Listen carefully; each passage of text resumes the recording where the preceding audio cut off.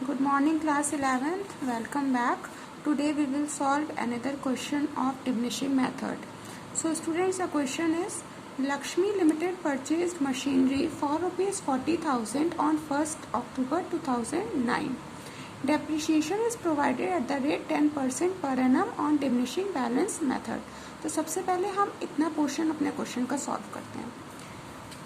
हमको बोला गया है कि 2009 में हमने एक मशीनरी परचेज करी है, ठीक है, 1 अक्टूबर को। तो हमने लिखा टू बैंक। मशीनरी कितने की परचेज हुई है बच्चों? 40,000 की। तो आप क्या करेंगे, आप 1 अक्टूबर से 31 मार्च का डेप्रिसिएशन इस मशीनरी पर लगा लेंगे। 2010 में हम आ गए 31 मार्च बाय डेप्रिसिएशन हमने लिखा, ठीक है। तो जब आप 40,000 पर अक्टूबर से मार्च, अक्टूबर नवंबर दिसंबर जनवरी फरवरी मार्च आपके 6 मंथ्स हो रहे हैं, तो आप जब 40,000 पे 6 मंथ्स का 10% डेप्रिसिएशन लगाएंगे, 40,000 पे 6 मंथ्स का 10% डेप्रिसिएशन लगाएंगे, तो जो आपका अमाउंट निकल के आएगा वो आएगा 2,000 rupees. Is that clear? Balance हम निकाल लेंगे जैसा कि अभी तक हम करते आए हैं, बाय बैलेंस कैरी डाउन करेंगे। 40,000 में से हम अपना 2,000 का अमाउंट डिडक्ट करेंगे तो हमारा आएगा 38,000, ठीक है। अब हमें क्या करना है, हमको अपना बैलेंस दोनों तरफ इक्वल करना है। 40,000 से इधर भी हमने कर लिया 40,000 से इक्वल। नेक्स्ट ईयर हम आएंगे, नेक्स्ट ईयर में हम इस बैलेंस को ब्रॉट डाउन करेंगे 2010 में 1 अप्रैल। नेक्स्ट ईयर जब आप बैलेंस ब्रॉट डाउन करते हैं, हम आपको पहले ही बता चुके हैं, आपका 1 अप्रैल टू 31 मार्च चलता है, कैलेंडर ईयर दिया है, तो 1 जनवरी से 31 दिसंबर चलेगा। टू बैलेंस ब्रॉट डाउन कर लेते हैं 38,000, ठीक है। 2011 में आते हैं, इस पर हम डेप्रिसिएशन लगा देते हैं। 38,000 में डेप्रिसिएशन लगेगा, क्यों? क्योंकि ये डिमिनिशिंग मेथड है। अगर स्ट्रेट लाइन होता तो 40,000 पर ही डेप्रिसिएशन लगता। तो 38,000 पर जब आप डेप्रिसिएशन लगाएंगे तो जो आपका अमाउंट आएगा वो आएगा 3,800 रुपीज़। बैलेंस आप कैरी डाउन कर लेंगे, ठीक है। तो बैलेंस आपने कैरी डाउन करना है, तो आपका अमाउंट जो आएगा वो आएगा 34,200। बैलेंस इक्वल कर लीजिए 38,000 से, और इधर भी कर लीजिए 38,000 से इक्वल, ठीक है। अब आगे क्वेश्चन में देख लेते हैं क्या कह रहा है। ऑन 1 जनवरी 2012, ठीक है, 1 जनवरी 2012 की बात कर रहा है। 1/4 of the machinery was found unsuitable and disposed of for ₹6,000। On the same date a new machine at the cost of ₹50,000 was purchased, ठीक है। और आपको 4 इयर्स का डेप्रिसिएशन अकाउंट बनाना है। 31 मार्च को आपकी बुक्स क्लोज होती जा रही हैं। तो ये तो बात अभी 2012 की हो गई। अब आप पहले 2011 में इसी बैलेंस को ब्रॉट डाउन कर लीजिए 1 अप्रैल को। टू बैलेंस ब्रॉट डाउन कर लेते हैं, ठीक है। टू बैलेंस ब्रॉट डाउन हम करेंगे तो हमारा आएगा 34,200, ठीक। अब आप 2012 में जा रहे हैं। 2012 में आपकी मशीन बिक रही है 1 जनवरी को, है ना, यही बोला है क्वेश्चन में कि 1 जनवरी को हमारी मशीन सोल्ड हो रही है। तो आपको जब भी मशीन बेचना होगा तो आप लिखते हैं बाय बैंक अकाउंट, ठीक। मशीन बिक रही है 6,000 रुपये में, ठीक है, 6,000 रुपये में आपकी मशीन बिक रही है। अब आप क्या करेंगे, सबसे पहले आपको देखिए क्वेश्चन में ये बोला गया है कि इस मशीनरी का 1/4 पार्ट खराब हो रहा है, ठीक है। तो सबसे पहले अब हमें क्या करना है, एक मशीन है 1/4 पार्ट उसका खराब हो रहा है, तो इस मशीन की करंट डेट पे वैल्यू कितनी है, 34,200 है। तो सबसे पहले हम ये निकालेंगे कि 34,200 का 1/4 पार्ट कितना खराब हो रहा है। 1/4 पार्ट 34,200 का जो खराब हो रहा है वो हो रहा है 8,550, ठीक है। क्या किया हमने, आपकी एक मशीन है, उसके मान लीजिए ऐसे समझ लीजिए कि एक मशीन है जिसके 4 पार्ट्स हैं, 1 2 3 4, 1 2 3 और 4। अब इस मशीन का एक पार्ट जो था वो खराब हो गया, ठीक। तो अभी इसके कितने पार्ट बचे हैं, 3 पार्ट बचे हैं, सिर्फ एक पार्ट खराब हुआ है और उसकी सेल जो हो रही है वो 6,000 रुपये में हो रही है। तो सबसे पहले उस मशीन की जो एक पार्ट खराब हो रही है उसकी कॉस्ट निकालनी है। तो कॉस्ट ही हमने यहाँ पर निकाली है कि 34,200 का 1/4 पार्ट खराब हो रहा है, तो मतलब 8,550 रुपए की मशीन का पार्ट हमारा खराब हो रहा है। ठीक, इतनी बात समझ में आ गई आपको।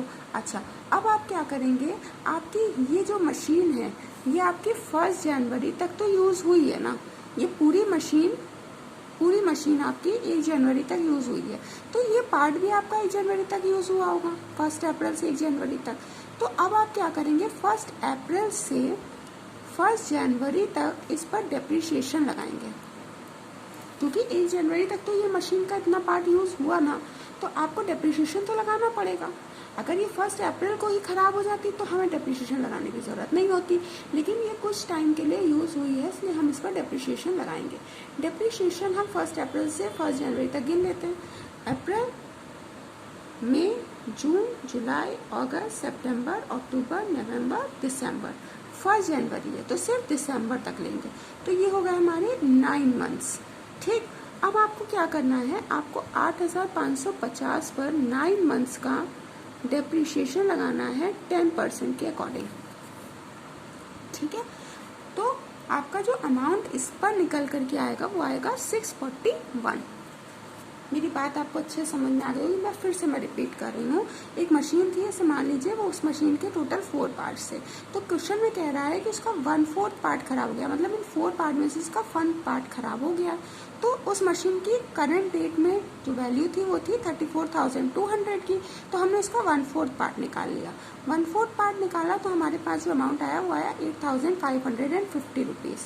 तो 8,550 मतलब आपकी ये मशीन खराब कब हो रही है, 1 जनवरी को सोल्ड हो रही है, 1 जनवरी तक यूज हुई है।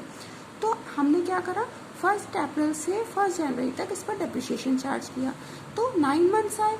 9 मंथ्स पर जब आपने डेप्रिसिएशन लगाया तो आपका 641 आया। अब हम इसको शो करेंगे अपने क्वेश्चन में। हमें क्या करना है, हमने लिखा जनवरी 1 बाय डेप्रिसिएशन, ठीक, 641। इतनी बात आपको अच्छे से समझ में आ गई। अच्छा, अब क्या करना है बच्चों, अब इस मशीनरी पर हम जैसे पहले देखते आए थे, हमें ये देखना है कि हमें प्रॉफिट हो रहा है कि लॉस हो रहा है। तो अब देखो क्या करोगे, आपकी जो करंट टाइम में जितनी मशीन खराब हो रही है, ठीक है, जितनी मशीन की उसकी कॉस्ट निकल करके आ रही है, वो आ रही है आपकी 8,550 रुपीज़। ठीक है, अब आप इस मशीन को बेच कितने में रहे हैं, उसकी करंट वैल्यू जो है वो 8,550 रुपये है, बेच आप रहे हैं इसको 6,000 रुपये पे। तो पहली बात तो आपको यहीं पर लॉस हो गया, क्योंकि 8,550 की मशीन आप 6,000 रुपीज़ में सोल्ड कर रहे हैं। ठीक है, और प्लस आप इस पर क्या लगा रहे हैं, आप इस पर डेप्रिसिएशन लगा रहे हैं 641 का। तो अब जो मशीन की आपकी जो वैल्यू निकल करके आ रही है वो आ रही है 1909। ठीक, तो अब यहाँ पर ये हमको प्रॉफिट होगा कि लॉस होगा, बिल्कुल सही बात है, यहाँ पर हमको इसका लॉस होगा।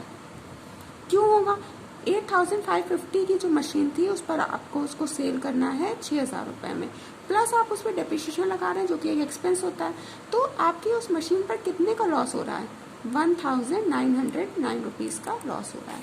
इसको हम अपने क्वेश्चन में दिखाएंगे। कैसे दिखाएंगे, जनवरी 1 लिखेंगे और लिखेंगे बाय पीएल अकाउंट। ठीक, अमाउंट हमारा है 1909, तो ये अमाउंट भी हमने यहाँ पर लिखा दिया। इतनी बात आपको अच्छे समझ में आ गई। अब बच्चों फिर से बहुत ध्यान से आपको यहाँ पर समझना है। अगर देखो यहाँ पर उसका 1/4 पार्ट खराब हो गया था जो कि हमने बेच दिया, तो उसका 3 पार्ट हमारा बचा भी तो है। तो कौन सी मशीन का 3 पार्ट बचा है, 34,200 का हमारा इतना पार्ट इसका बचा है। इतना ही पार्ट हमने खराब बताया था तो इतने पे ही हमने अमाउंट कैलकुलेट किया था। अब इतना ही पार्ट हमारे पास बच रहा है तो हम इसी अमाउंट पे इसका 3/4 पार्ट भी निकालेंगे। ठीक है, 34,200 इंटू 3/4। फिर से मेरी बात को समझने की कोशिश करिए कि हम क्या कह रहे हैं।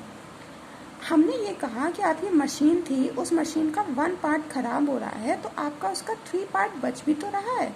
तो अब आपको उसको 3 पार्ट को आगे अपने साथ ले करके जाना है। उस पूरी मशीन तो आप नहीं उठा के फेंक देंगे, 1 पार्ट आपने सोल्व कर दिया, अभी 3 पार्ट उसका और बच रहा है। किस मशीन का बच रहा है? करंट वैल्यू में से हम निकालेंगे, क्योंकि करंट वैल्यू में से ही हमने उसका खराब पार्ट भी निकाला था।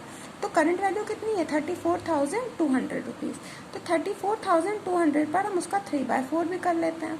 ठीक है, तो 3/4 जब आप इसका करेंगे तो आपका अमाउंट निकल के आएगा 25,650। अब इस पर आप डेप्रिसिएशन लगा दीजिए। ठीक है, डेप्रिसिएशन लगा दीजिए। तो डेप्रिसिएशन जब आप इस पर लगाएंगे तो आपका अमाउंट आएगा 2565। ये डेप्रिसिएशन आप लगाएंगे पूरे मतलब 1 अप्रैल से 31 मार्च पर, इसलिए हम यहाँ पे मंथ से कैलकुलेट नहीं करेंगे। इसको भी हमको अपने क्वेश्चन में शो करना पड़ेगा। मार्च 31 बाय डेप्रिसिएशन, ठीक, 2565। अब देखो यहाँ पर बोला गया है कि उसी डेट पर एक और मशीन खरीदी जा रही है। ठीक है, तो उसी डेट का मतलब है कि जिस डेट पर वो मशीन खराब हो रही थी 1 जनवरी, तो 1 जनवरी तो आपका अगले साल आएगा। तो आप यहाँ लिख लीजिए 2012 और 1 जनवरी टू बैंक। कितने की मशीन परचेज हो रही है? 15,000 की हो रही है। तो अब आप 15,000 पर फिर इस पर कितने मंथ्स का मतलब जनवरी से अप्रैल का आप फिर से इस पर डेप्रिसिएशन लगाएंगे। तो जनवरी से अप्रैल आपके कितने हो जाएंगे? सॉरी, जनवरी से मार्च आपके कितने हो जाएंगे? 3 मंथ्स हो जाएंगे। तो जब आप 15,000 पे 3 मंथ्स का 10% डेप्रिसिएशन लगाएंगे तो आपका अमाउंट आएगा 375। ठीक, अब हम इन दोनों को ऐड कर लेते हैं। ऐड करने पर हमारा अमाउंट आएगा 2940। ठीक है, इतनी बात आपको मेरी अच्छे से समझ में आ गई है। अब हमें क्या करना है? अब हमें फिर से इसका बैलेंस कैरी डाउन कर लेना है। ठीक, बैलेंस हम इसका कैरी डाउन कर लेते हैं। अब देखो यहाँ पर क्या करना है हमको, यहाँ पर हमको जो मशीन हमारी चली गई है उसको तो हम हटा देंगे। तो 15,000 में से आप 375 को माइनस करेंगे, वो आपका एक बैलेंस आएगा।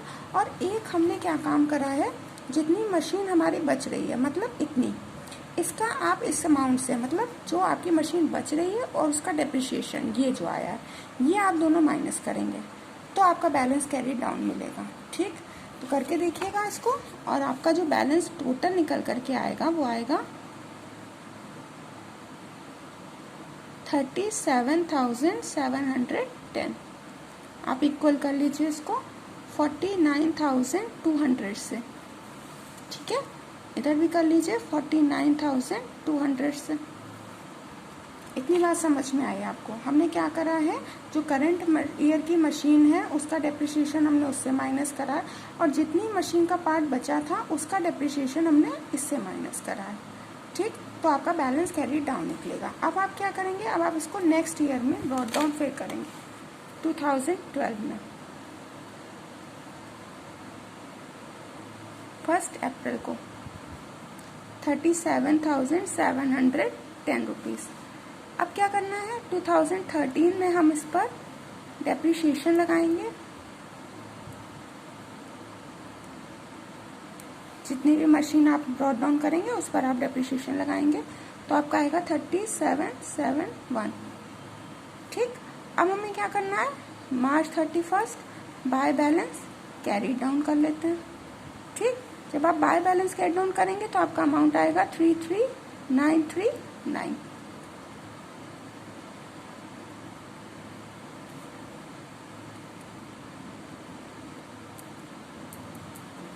So student, this is the last question of your chapter depreciation. Please do the practice by assuming your own values, and please complete your work and submit me the PDF on my personal WhatsApp number. Thank you students.